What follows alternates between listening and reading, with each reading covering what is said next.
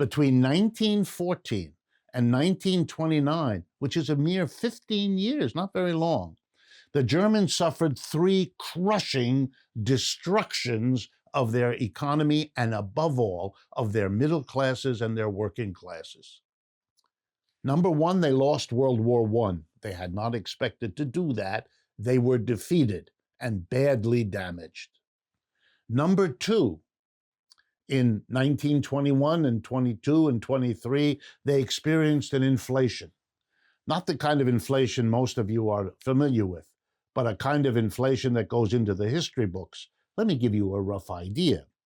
In late 1919, $1 got you 48 Deutsche Mark. That was the name of their currency. Late 1919. By late 1922, 3 years later, $1 got you 7,400 Deutsche Mark. And by 1 year later, late 1923, $1 got you, ready? 4,210 billion Deutsche Marks. People would get paid at lunchtime each day, run home to their spouse, hand off the money like a relay runner so that the spouse could run to the store and spend the money, because if you didn't, it wouldn't be worth anything by that afternoon, because prices were doubling every half hour in the stores. That's an inflation. And what it meant was that over the previous 70 years, as German families, very frugal, had accumulated savings, those savings were not worth a quarter pound of butter. And that all happened in a few months. Decimation of that. It was in the autumn of 2003, at the apogee of that inflation, that a right-wing military veteran named Adolf Hitler tried to march on the city center in Munich, Bavaria, in what came to be called the Beer Hall Putsch. He had planned to take over the city of Munich in the south of Germany and march up and take over the whole society. He and a kind of rough and ready bunch of mostly young white men. If it sounds familiar, that's the point. He was arrested. He was jailed. He went to jail, let out after 9 or 10 months. Europeans don't put people in jail for long periods of time the way we do.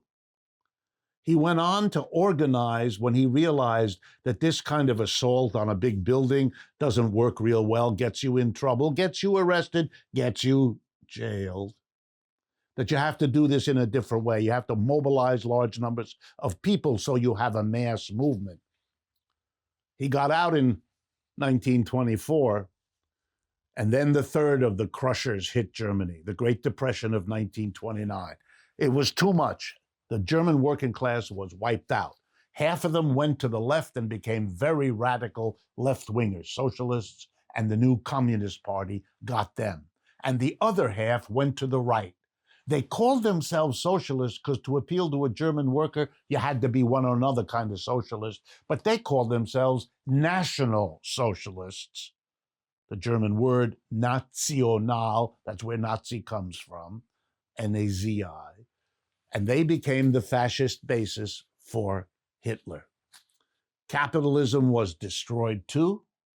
The working class, the vast majority, split into two. The capitalists suddenly confronted that they were a small minority. They had no mass base.